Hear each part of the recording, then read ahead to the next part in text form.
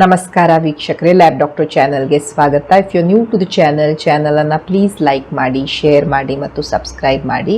Because ಈ channel ಮುಖಾಂತರ ನಾವು ನಿಮಗೆ ಹೆಲ್ತ್ ರಿಲೇಟೆಡ್ ಇನ್ಫಾರ್ಮೇಷನ್, ಕರೆಕ್ಟ್ ಆದಂಥ ಮೆಡಿಕಲ್ ಇನ್ಫಾರ್ಮೇಷನನ್ನು ಕೊಡ್ತಾ ಇರ್ತೇವೆ. ಬಹಳಷ್ಟು ಸಲ ಪೇಷಂಟ್ಸ್ ಯಾರು ಈ ಕನ್ಸೀವ್ ಆಗೋಕ್ಕೆ ಟ್ರೈ ಮಾಡ್ತಿರ್ತಾರೆ, ಅವರಿಂದ ಒಂದು ಪ್ರಶ್ನೆ ನನಗೆ ಕಾಮನ್ಲಿ ಬರ್ತಾ ಇರುತ್ತೆ. ಈ ಲೈಂಗಿಕ ಕ್ರಿಯೆ ಆದ ನಂತರ ಎಲ್ಲ ವೀರ್ಯ ಯೋನಿ ಒಳಗಡೆಯಿಂದ ಹೊರಗಡೆನೇ ಬರ್ತಾ ಇದೆ. ಸೊ ಇದರಿಂದ ನಮಗೆ ಪ್ರೆಗ್ನೆನ್ಸಿ ಆಗ್ತಾ ಇಲ್ವಾ, ಇಷ್ಟೆಲ್ಲ ವೀರ್ಯ ವೇಸ್ಟ್ ಹೋಗ್ತಾ ಇದೆ. ಸೊ ನಾವು ಈ ರೀಸನ್ನಿಂದ ನಮಗೆ ಪ್ರೆಗ್ನೆನ್ಸಿ ಆಗ್ತಾ ಇಲ್ವಾ ಅಂತ ಕ್ವೆಶನ್ ಬರ್ತಾ ಇರುತ್ತೆ. ಬೇಸಿಕಲಿ ಈ ಸೆಮೆನ್ ಲೀಕೇಜ್. ಸೊ ಇವತ್ತು ಈ ಪ್ರಶ್ನೆಗೆ ನಾವು ಆನ್ಸರನ್ನು ಪಡೆದುಕೊಳ್ಳೋಣ. ಸೊ ಈ ಸೆಮೆನ್ ಲೀಕೇಜ್ ಅಥವಾ ಈ ವೀರ್ಯ ಏನು ಹೊರಗೆ ಬಂದುಬಿಡುತ್ತೆ, ಸ್ವಲ್ಪ ಟೈಮಲ್ಲೇ ಹೊರಗೆ ಬರ್ಬೋದು ಅಥವಾ ಸ್ವಲ್ಪ ಗಂಟೆಗಳ ನಂತರ, ಈ ಲೈಂಗಿಕ ಕ್ರಿಯೆ ಆದ ಒಂದು ಸ್ವಲ್ಪ ಗಂಟೆಗಳ ನಂತರ ಈ ವೀರ್ಯ ಹೊರಗೆ ಬರ್ಬೋದು. ಯಾರು ಈ ಪ್ರೆಗ್ನೆನ್ಸಿಗೆ ಟ್ರೈ ಮಾಡ್ತಿರ್ತಾರೆ ಅಂಥವರಲ್ಲಿ ಇದನ್ನು ನೋಡಿದಾಗ ಅವರಿಗೆ ಸ್ವಲ್ಪ ಡಿಸ್ಟರ್ಬ್ ಆಗ್ತಾ ಇರುತ್ತೆ. ಲೈಂಗಿಕ ಕ್ರಿಯೆ ಆದ ನಂತರ ಈ ವೀರ್ಯ ಏನು ಹೊರಗೆ ಬರುತ್ತೆ ಯೋನಿಯಿಂದ, ಅದರಿಂದ ಈ ಪ್ರೆಗ್ನೆನ್ಸಿಗೆ ಏನಾದರೂ ಪ್ರಾಬ್ಲಮ್ ಆಗುತ್ತಾ, ಪ್ರೆಗ್ನೆಂಟ್ ಆಗೋಕ್ಕೆ ಏನಾದರೂ ಪ್ರಾಬ್ಲಮ್ ಆಗ್ತಾ ಇರತ್ತಾ? ಈ ಕ್ವೆಶನ್ಗೆ ಆನ್ಸರ್ ಮಾಡೋಕ್ಕಿಂತ ಮೊದಲು ನಿಮಗೆ ನಾರ್ಮಲ್ ಕೆಲವೊಂದು ಥಿಂಗ್ಸ್ ಬಗ್ಗೆ ಗೊತ್ತಿರಬೇಕು. ಸೊ ಯಾಕೆ ಈ ಸೆಮೆನ್, ಈ ಲೈಂಗಿಕ ಕ್ರಿಯೆ ಆದ ನಂತರ ಯಾಕೆ ಈ ವೀರ್ಯ ಯೋನಿಯಿಂದ ಹೊರಗೆ ಬರ್ತಾ ಇರುತ್ತೆ? ಸೊ ಒಂದನೇದು ಈ ಸೆಮೆನ್ನಿನ ವಾಲ್ಯೂಮ್. ಈಗ ಈ ವೀರ್ಯ ಎಷ್ಟು ವೀರ್ಯ ಹೋಗ್ತಾ ಇದೆ ಈ ಇಜಾಕ್ಯುಲೇಷನ್ ಟೈಮಲ್ಲಿ, ನಾರ್ಮಲ್ ಎಷ್ಟಿರುತ್ತೆ 1.5 to 5 ml. ಸೊ ಕೆಲವೊಂದು ಸಲ ಅದು 5 mlಗಿಂತ ಹೆಚ್ಚಿಗೆ ಸಹ ಆಗ್ಬೋದು ಅಥವಾ ಬಹಳ ಕಡಿಮೆ ಸಹ ಆಗ್ಬೋದು ಕೆಲವೊಂದು ಕಂಡೀಷನಲ್ಲಿ, ಡಿಪೆಂಡಿಂಗ್ ಅಪಾನ್ ಪಾರ್ಟ್ನರ್ ಎಷ್ಟು ನೀರನ್ನು ಕುಡಿದಿದ್ದಾರೆ, ಎಷ್ಟು ಫ್ರೀಕ್ವೆಂಟ್ಲಿ ಅವರು ಈ ಇಜಾಕ್ಯುಲೇಷನನ್ನು ಮಾಡ್ಕೊಳ್ತಾ ಇದ್ದಾರೆ, ಅದೆಲ್ಲದರ ಮೇಲೆ ಎಷ್ಟು ವೀರ್ಯ ಇದೆ ಅದು ಡಿಪೆಂಡ್ ಆಗ್ತಾ ಇರುತ್ತೆ. ಬಟ್ ನಾರ್ಮಲ್ ಫಿನಾಮಿನಾ ಏನು, ಈ ಲೈಂಗಿಕ ಕ್ರಿಯೆ ಆದ ನಂತರ ಒಂದು 80 to 85% ಅಷ್ಟು ವೀರ್ಯ ಹೊರಗಡೆನೆ ಹೋಗ್ತಾ ಇರುತ್ತೆ. That is quite normal. ಯೋನಿ ಏನಿದೆ ಅದಕ್ಕೊಂದು ಲಿಮಿಟೆಡ್ ಕೆಪಾಸಿಟಿ ಇರುತ್ತೆ, ಎಲ್ಲ ವೀರ್ಯವನ್ನು ಅದು ಹೀರ್ಕೊಳ್ಳೋಕ್ಕಾಗ್ತಾ ಇರೋದಿಲ್ಲ, ಅದಕ್ಕೊಂದು ಲಿಮಿಟೆಡ್ ಕೆಪಾಸಿಟಿ ಇರುತ್ತೆ. ಆ್ಯಂಡ್ ಈ ಕೆಪಾಸಿಟಿ ಅಷ್ಟೇ ಅದು ಆ ವೀರ್ಯವನ್ನು ಒಳಗೆ ತೆಗೆದುಕೊಳ್ಬಹುದು. ಸೊ ಈ ವೀರ್ಯ ಯಾಕೆ ಲೀಕ್ ಆಗತ್ತೆ ಅಂತ ಹೇಳಿದರೆ, ಅದು ಆ ಯೋನಿಯ ಕೆಪಾಸಿಟಿಗಿಂತ ಹೆಚ್ಚಿಗೆ ಇತ್ತು ಅಂದಾಗ ಅದು ಲೀಕ್ ಆಗ್ತಾ ಇರುತ್ತೆ. ನಾರ್ಮಲಿ ಎಲ್ಲರಲ್ಲೂ ಈ ವೀರ್ಯ ಲೈಂಗಿಕ ಕ್ರಿಯೆ ಆದಮೇಲೆ ಲೀಕ್ ಆಗ್ತಾ ಇರುತ್ತೆ. ಸೊ ಈ ವೀರ್ಯ ಏನು ಲೀಕ್ ಆಗ್ತಾ ಇದೆ ಅಷ್ಟೆಲ್ಲ ವೇಸ್ಟ್ ಆಗೋಯ್ತು ಅಂತ ನೀವು ಭಯ ಪಡುವಂಥ ಅವಶ್ಯಕತೆ ಇರೋದಿಲ್ಲ. ಯಾಕಂದರೆ ಒಂದು ಪ್ರೆಗ್ನೆನ್ಸಿ ಆಗಬೇಕು ಅಂದಾಗ ಒಂದೇ ಒಂದು ಸ್ಪರ್ಮ್ ಸಾಕು, ಆ್ಯಂಡ್ ಒಂದೇ ಒಂದು ಎಗ್ ಸಾಕು. ಆ್ಯಂಡ್ 1 ml 1.5 ml ಅಲ್ಲಿ ಮಿಲಿಯನ್ಸ್ ಆಫ್ ಸ್ಪರ್ಮ್ಸ್ ಇರ್ತವೆ, ಅಷ್ಟು ಶುಕ್ರಾಣು ಇರ್ತವೆ. ಗೊತ್ತಾಯ್ತಾ? 1 ml ಆಫ್ ಒಂದು ಸೆಮೆನಲ್ಲಿ millions and millions of sperms ಇರ್ತವೆ. ಅಂಥದ್ರಲ್ಲಿ ನಮಗೆ ಒಂದೇ ಒಂದು ಶುಕ್ರಾಣು ಒಳಗೆ ಹೋಯ್ತು ಅಂದ್ರೂ ಸಾಕು. ಸೊ ಇಂಪಾರ್ಟೆಂಟ್ ಏನಿರುತ್ತೆ ಅಂದರೆ ಆ ಸ್ಪರ್ಮ್ ಕೌಂಟ್, ಆ ಗಂಡು ಮಗನಲ್ಲಿ ಸ್ಪರ್ಮ್ ಕೌಂಟು, ಸ್ಪರ್ಮ್ ಮೊಟಿಲಿಟಿ ಎಷ್ಟು ಚೆನ್ನಾಗಿ ಮೂವ್ ಆಗ್ತಾ ಇದೆ, ಅವೆಲ್ಲ ಬಹಳ ಇಂಪಾರ್ಟೆಂಟ್ ಇರುತ್ತೆ. ಈಗ ಸಪೋಸ್ ಒಂದು ವ್ಯಕ್ತಿಯಲ್ಲಿ ಸೆಮೆನ್ ಅನಾಲಿಸಿಸಲ್ಲಿ ಅವನು ವೀರ್ಯ ವಿಶ್ಲೇಷಣೆ ಮಾಡಿದಾಗ ಅವನ ಸ್ಪರ್ಮ್ ಕೌಂಟಲ್ಲೇ ಒಂದು 5 ಮಿಲಿಯನ್ 2 ಮಿಲಿಯನ್ ಎಲ್ಲ ಇತ್ತು ಅಂದಾಗ ಅದರಲ್ಲಿ 80-85% ಅಂತೂ ಹೊರಗೆ ಹೋಗುತ್ತೆ. ಅದು ನ್ಯಾಚುರಲ್, ಯಾಕಂದರೆ ಯೋನಿಯ ಕೆಪಾಸಿಟಿ ಅಷ್ಟಿದೆ, ಗರ್ಭಕಂಠ ಇದೆ. ಸೊ ಅದು ಹೋದಾಗ ನಾರ್ಮಲಿನೇ ಅದು ಅಷ್ಟು ಹೊರಗೆ ಹೋಗ್ತಾ ಇರುತ್ತೆ. ಆಲ್ರೆಡಿ ಕಡಿಮೆ ಇರುವಂತಹ ಈ ಕೌಂಟಲ್ಲಿ ನಮಗೆ ಆವಾಗ ಪ್ರೆಗ್ನೆನ್ಸಿ ಆಗೋ ಸಾಧ್ಯತೆ ಕಡಿಮೆ ಇರುತ್ತೆ. ಓಕೆ, ಬಟ್ ನಿಮ್ಮ ಕೌಂಟ್ ಎಲ್ಲ ನಾರ್ಮಲ್ ಇತ್ತು ಅಂದಾಗ ನೀವು ಈವನ್ 80-85% ಹೊರಗೆ ಹೋದ್ರೂ there is no problem, because ಒಂದೇ ಒಂದು ಶುಕ್ರಾಣು ಸಾಕು. ಇಂಪಾರ್ಟೆಂಟ್ ಇರುತ್ತೆ sperm count rather than the ಈ ವಾಲ್ಯೂಮ್ ಎಷ್ಟು ಹೊರಗಡೆ ಹೋಗ್ತಾ ಇದೆ. ಎರಡನೇದು ಸ್ಪರ್ಮ್ ಮೊಟಿಲಿಟಿ, ಎಷ್ಟು ಸ್ಪರ್ಮ್ಸ್ ಮೂವ್ ಆಗ್ತಾ ಇದ್ದಾವೆ ಅಂತ. ಈಗ ನೋಡಿ, ಚೆನ್ನಾಗಿ ಫಾಸ್ಟಾಗಿ ಮೂವ್ ಆಗ್ತಾ ಇರುವಂಥ ಶುಕ್ರಾಣು ಇತ್ತು ಅಂದಾಗ ಅದು ಯಾವಾಗ ಈ ಯೋನಿಯಲ್ಲಿ ಹೋಗುತ್ತೆ, ಇಮ್ಮಿಡಿಯೇಟ್ಲಿ ಫಾಸ್ಟ್ ಹಾಕೊಂಡು ಅದು ಮೂವ್ ಮಾಡಿಬಿಡತ್ತೆ. ಫಾಸ್ಟ್ ಹಾಕಿ ಅದು ನಿಮ್ಮ ಗರ್ಭಕಂಠದ ಮುಖಾಂತರ ನಿಮ್ಮ ಗರ್ಭಕೋಶದ ಒಳಗಡೆ ಹೋಗಕ್ಕೆ ಶುರು ಮಾಡಿಬಿಡತ್ತೆ. ಅದರಲ್ಲೇ ನಿಮಗೆ ಈ ವೀರ್ಯ ವಿಶ್ಲೇಷಣೆ ಮಾಡಿದಾಗ ನಿಮಗೆ ಸ್ಪರ್ಮ್ ಮೂಮೆಂಟೇ ಇಲ್ಲ, ಅದು ಸ್ಲೋಲಿ ಪ್ರೋಗ್ರೆಸಿವ್, ಇಮ್ಮೊಟೈಲ್, ಅದು ಮೂವೇ ಆಗ್ತಾ ಇಲ್ಲ ಅಂದಾಗ ಆವಾಗ ಪ್ರೆಗ್ನೆನ್ಸಿ ಆಗುವಂಥ ಸಾಧ್ಯತೆ ಕಡಿಮೆ ಇರುತ್ತೆ. ಆ್ಯಂಡ್ ಆಲ್ಸೋ ನಾರ್ಮಲ್ ಎಷ್ಟು ಸ್ಪರ್ಮ್ಸ್ ಇದಾವೆ, ಒಂದು ಮಿನಿಮಮ್ ಒಂದು 4-5%, 100ರಲ್ಲಿ ಒಂದು 4-5 ಆದರೂ ಸರಿಯಾದಂಥ ತಲೆ, ಬಾಲ, ಅದರ ಮಿಡ್ ಪೀಸ್ ಇವೆಲ್ಲ ಸರಿ ಇರಬೇಕು. ಈಗ ಒಂದು ವ್ಯಕ್ತಿಯ ವೀರ್ಯ ವಿಶ್ಲೇಷಣೆಯಲ್ಲಿ ಒಂದು 2 ಸ್ಪರ್ಮ್ ಸರಿ ಇದಾವೆ ಅಂದಾಗ ಚಾನ್ಸಸ್ ದಟ್ ಆ 2 ಸ್ಪರ್ಮ್ ಒಳಗೆ ಹೋಗ್ಕೊಂಡು ಅವು ಫರ್ಟಿಲೈಸೇಷನ್ ಮಾಡುವಂತಹ ಚಾನ್ಸಸ್ ಕಡಿಮೆ ಇರುತ್ತೆ. ಸೊ ವೀರ್ಯ ಒಳಗಡೆ ಎಷ್ಟು ಹೋದ್ರೆ ಮಾತ್ರ ಅದು ಪ್ರೆಗ್ನೆನ್ಸಿ ಆಗತ್ತೆ ಅಂತ ನೀವು ತಿಳ್ಕೊಳ್ಬೇಡಿ, ಅದು ಮ್ಯಾಟರ್ ಆಗೋದಿಲ್ಲ. ಓಕೆ. ಆ್ಯಂಡ್ ನಾರ್ಮಲಿನೂ ಎಲ್ಲರಲ್ಲೂ ಯಾವಾಗ ಈ ಲೈಂಗಿಕ ಕ್ರಿಯೆ ಆಗತ್ತೆ ಒಂದು 80% ಆಫ್ ವೀರ್ಯ ಹೊರಗಡೆ ಹೋಗುತ್ತೆ. That is natural phenomena because of the anatomy, ಹೇಗೆ ಅಲ್ಲಿನ ಸ್ಟ್ರಕ್ಚರ್ಸ್ ಇದಾವೆ, ಅವುಗಳ ಕೆಪಾಸಿಟಿ ಎಲ್ಲ ಹಾಗಿರೋದ್ರಿಂದ ಅದು ನಾರ್ಮಲ್. ಸೊ 80-85% ವೇಸ್ಟ್ ಆಯಿತು ಅಂತ ಅಲ್ಲ, ನಿಮಗೆ ಪ್ರೆಗ್ನೆನ್ಸಿಗೆ ಒಂದೇ ಒಂದು ಶುಕ್ರಾಣು ಸಾಕು. ಸೊ ಆ ಟೈಮಲ್ಲಿ ನೀವು ಕರೆಕ್ಟ್ ಟೈಮ್, ನೀವು ಪ್ರೆಗ್ನೆನ್ಸಿಯ ಕರೆಕ್ಟ್ ಟೈಮನ್ನು ನೀವು ಡಿಟರ್ಮಿನ್ ಮಾಡ್ಕೊಂಡ್ರಿ, ನೀವು ಅಂಡೋತ್ಪತ್ತಿಯ ಟೈಮಲ್ಲಿ ನಿಮ್ಗೆ ಯಾವಾಗ ಅಂಡೋತ್ಪತ್ತಿ ಆಗ್ತಾ ಇದೆ ನೀವು ಆ ಟೈಮಲ್ಲಿ ಸಂಬಂಧ ಮಾಡಿದ್ರಿ ಅಂದಾಗ ಈವನ್ ಒಂದೇ ಒಂದು ಶುಕ್ರಾಣು ಇದ್ರೂ ಸಹ ಅದು ಪ್ರೆಗ್ನೆನ್ಸಿಯನ್ನು ಮಾಡ್ಬೋದು. ಓಕೆ. ಅದಕ್ಕೆ ಕಂಪ್ಲೀಟ್ಲಿ 5 ml ವೀರ್ಯ ಒಳಗಡೆನೆ ಹೋಗಬೇಕು ಅಂತ ಯಾವುದೇ ಅವಶ್ಯಕತೆ ಇರೋದಿಲ್ಲ.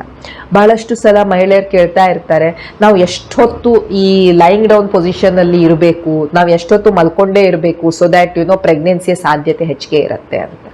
ಅದು ಸಹ ಆ್ಯಕ್ಚುಲಿ ಮ್ಯಾಟರ್ ಆಗ್ತಾ ಇರೋದಿಲ್ಲ. ನೀವು ಮಲ್ಕೊಂಡಿದ್ರಿ ಅಂದ ಮಾತ್ರ ನಿಮಗೆ ಪ್ರೆಗ್ನೆನ್ಸಿ ಆಗತ್ತೆ, ಅಥವಾ ನೀವು ಇಮಿಡಿಯೇಟ್ಲಿ ಲೈಂಗಿಕ ಕ್ರಿಯೆ ಆದಮೇಲೆ ಎದ್ದುಬಿಟ್ರಿ ಅಂದಾಗ ನಿಮಗೆ ಪ್ರೆಗ್ನೆನ್ಸಿ ಆಗೋದಿಲ್ಲ. ಆ ರೀತಿ it doesn't work. But still ನಿಮಗೆ ಆ ರೀತಿ ಮಲ್ಕೊಂಡೇ ಇರಬೇಕು ಅಂದರೆ ನೀವು ಒಂದು 15-20 ಮಿನಿಟ್ಸ್ ಮಲ್ಕೊಂಡಾಗ that is sufficient. But what matters is, ನಾನು ಹೇಳಿದೆ, ಒಂದು ನಿಮ್ಮ ಸೆಮೆನ್ ಅನಾಲಿಸಿಸ್, ನಿಮ್ಮ ಪಾರ್ಟ್ನರಿನ ವೀರ್ಯ ವಿಶ್ಲೇಷಣೆ ಹೇಗಿದೆ, ಅದು ಚೆನ್ನಾಗಿತ್ತು ಅಂದರೆ there is chances that pregnancy ಆಗುವಂಥ ಸಾಧ್ಯತೆ ಹೆಚ್ಚಿಗೆ ಇರುತ್ತೆ. ಎರಡನೇದು, ಪ್ರೆಗ್ನೆನ್ಸಿಗೆ ಬೇಕಾಗಿರೋದು ನಿಮ್ಮ ಅಂಡಾಣು. ಸೊ ಆ ಟೈಮಲ್ಲಿ ಎಗ್ ರಿಲೀಸ್ ಆಗಬೇಕು. ನೀವು ಎಗ್ ಓವ್ಯುಲೇಷನ್ ಟೈಮಲ್ಲಿ ನೀವು ಸಂಬಂಧ ಮಾಡಲೇ ಇಲ್ಲ ಅಂದಾಗ ದ ಚಾನ್ಸಸ್ ದಟ್ ನೀವು ಪ್ರೆಗ್ನೆನ್ಸಿ ಆಗೋದು ಕಷ್ಟ. ಓಕೆ. ಸೊ ಓವ್ಯುಲೇಷನ್ ಟೈಮಲ್ಲಿ ನೀವು ಸೇರಿದರೆ ಪ್ರೆಗ್ನೆನ್ಸಿ ಆಗುವ ಸಾಧ್ಯತೆ ಹೆಚ್ಚಿಗೆ ಇರುತ್ತೆ. ಸೊ ಆವಾಗ ಈ ಒಂದು ಎಗ್ ಸೇರ್ತು, ಒಂದೇ ಒಂದು ಶುಕ್ರಾಣು ಸೇರ್ತು, ಒಂದೇ ಒಂದು ಎಗ್ ಇದ್ರೂ ಸಾಕು, ಇವೆರಡೂ ಕೂಡ್ಕೊಂಡು ಪ್ರೆಗ್ನೆನ್ಸಿ ಆಗ್ಬೋದು. ಸೊ ನಾವು ಏನು ಮಾಡಬಹುದು ಹಾಗಾದರೆ ಈ ಸ್ಪರ್ಮ್ ಲೀಕೇಜನ್ನು ಕಡಿಮೆ ಮಾಡಲಿಕ್ಕೆ?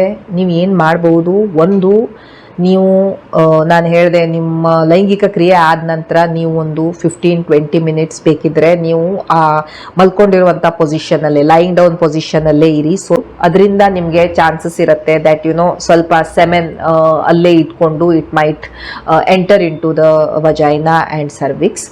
ಎರಡನೇ, ನಿಮ್ಮ ಟೈಮಿಂಗ್, ನೀವು ಯಾವ ಟೈಮಲ್ಲಿ ಲೈಂಗಿಕ ಕ್ರಿಯೆಯನ್ನು ಮಾಡ್ತಾ ಇದ್ದೀರಾ ಆ ಟೈಮಿಂಗನ್ನು ಪ್ಲ್ಯಾನ್ ಮಾಡ್ಕೊಳ್ಳಿ. ಬಿಕಾಸ್ ಓವ್ಯುಲೇಷನ್, ನಿಮಗೆ ಅಂಡೋತ್ಪತ್ತಿ ಯಾವ ಟೈಮಲ್ಲಿ ಆಗುತ್ತೆ ಆ ಟೈಮಲ್ಲಿ ನೀವು ಲೈಂಗಿಕ ಕ್ರಿಯೆ ಮಾಡಿದರೆ ಪ್ರೆಗ್ನೆನ್ಸಿ ಆಗುವಂಥ ಸಾಧ್ಯತೆ ಹೆಚ್ಚಿಗೆ ಇರುತ್ತೆ. ಈಗ ನಮ್ಗೆ ಯಾವ ಟೈಮಲ್ಲಿ ಓವ್ಯುಲೇಷನ್ ಆಗ್ತಾ ಇದೆ ಅದ್ರ ಬಗ್ಗೆ ನಾನು ಸುಮಾರಷ್ಟು ವೀಡಿಯೋಸನ್ನು ಮಾಡಿದ್ದೇನೆ.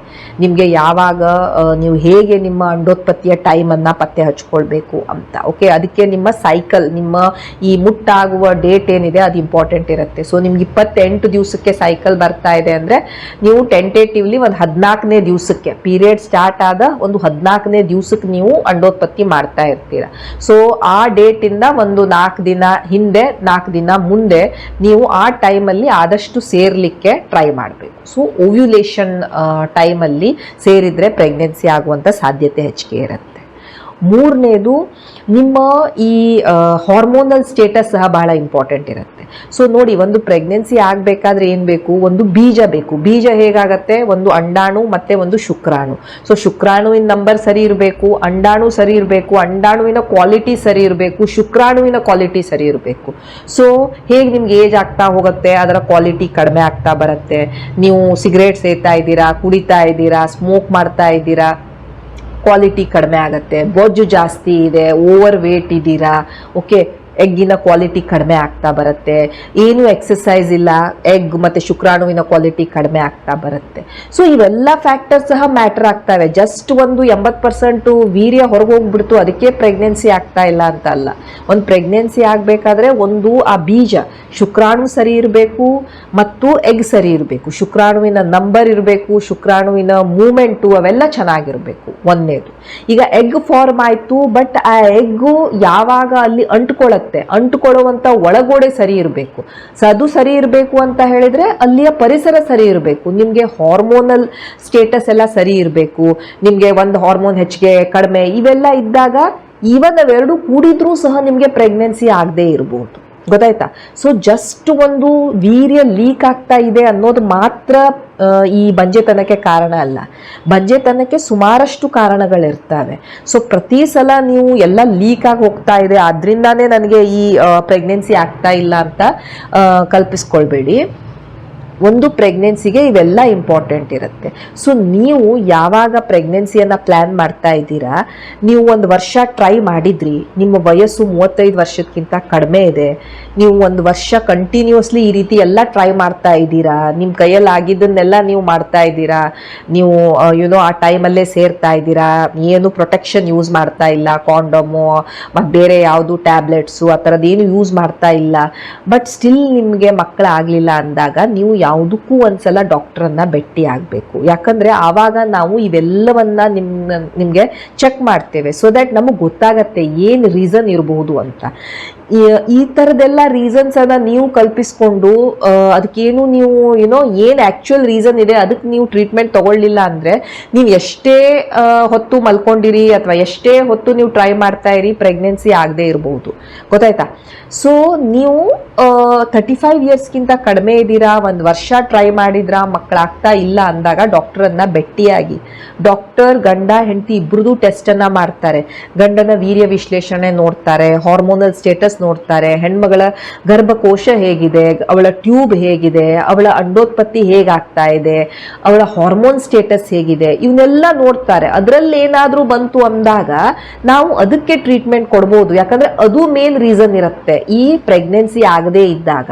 ಹೊರತುನು ಈ 80% ವೀರ್ಯ ಹೊರಗೆ ಹೋಗ್ಬಿಡ್ತು ನಾವು ಸಂಬಂಧ ಮಾಡಿದ ಮೇಲೆ ಅದರಿಂದ ನನಗೆ ಪ್ರೆಗ್ನೆನ್ಸಿ ಆಗ್ತಾ ಇಲ್ಲ ಅಂದರೆ that is not correct. And ಅದೇ ರೀತಿ ನಿಮ್ಮ ವಯಸ್ಸು 35ಕ್ಕಿಂತ ಹೆಚ್ಚಿಗೆ ಇತ್ತು ಅಂದಾಗ ನೀವು 6 ಮಂತ್ಸ್ ಅಷ್ಟೇ ವೇಟ್ ಮಾಡ್ಬೋದು. 6 ಮಂತ್ಸ್ ಟ್ರೈ ಮಾಡಿದ್ರಿ, ಎವ್ರಿ ಮಂತ್ ಕೂಡ್ತಾ ಇದ್ದೀರಾ, ಓವ್ಯುಲೇಷನ್ ಟೈಮ್ ನೋಡ್ತಾ ಇದ್ದೀರಾ, ಆವಾಗಲೇ ಕೂಡ್ತಾ ಇದ್ದೀರಾ, ಎಲ್ಲ ಪ್ರಿಕಾಷನ್ ತೊಗೊಳ್ತಾ ಇದ್ದೀರಾ, ಚೆನ್ನಾಗಿ ತಿಂತಾ ಇದ್ದೀರಾ, ಉಣ್ತಾ ಇದ್ದೀರಾ, ಬಟ್ ಪ್ರೆಗ್ನೆನ್ಸಿ ಆಗ್ತಾ ಇಲ್ಲ ಅಂದಾಗ ನೀವು ಇನ್ನೊಂದು 2 ವರ್ಷ ವೇಟ್ ಮಾಡೋದ್ರಲ್ಲಿ ಏನೂ ಬುದ್ಧಿವಂತಿಕೆ ಇರೋದಿಲ್ಲ. ಯಾಕಂದರೆ ಆಲ್ರೆಡಿ 35 ಆಗಿದೆ, ನಿಮ್ಮ ಫಲವತ್ತತೆ ಕಡಿಮೆನೇ ಆಗ್ತಾ ಇರುತ್ತೆ.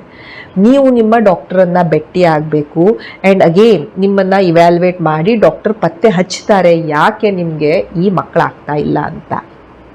ಸೊ ಜಸ್ಟ್ ಬಿಕಾಸ್ ಸಂಬಂಧ ಮಾಡಿದ ಮೇಲೆ ಒಂದಿಷ್ಟು ವೀರ್ಯ ಹೊರಗಡೆ ಹೋಗ್ಬಿಡ್ತು ಅದಕ್ಕೆ ನನಗೆ ಪ್ರೆಗ್ನೆನ್ಸಿ ಆಗ್ತಾ ಇಲ್ಲ ಅನ್ನೋದು ನಿಜವಾದ ಮಾತಲ್ಲ. ಬಿಕಾಸ್ ಒಂದು 80 to 85% ವೀರ್ಯ ನಾರ್ಮಲಿ ಸಹ ಈ ರೀತಿ ಹೋಗುತ್ತೆ. ಯಾಕೆ ಹೋಗುತ್ತೆ? ಅದು ನಾರ್ಮಲ್ ಫಿನಾಮಿನಾ, ಎಲ್ಲರಲ್ಲೂ ಇದೇ ರೀತಿ ಆಗ್ತಾ ಇರುತ್ತೆ.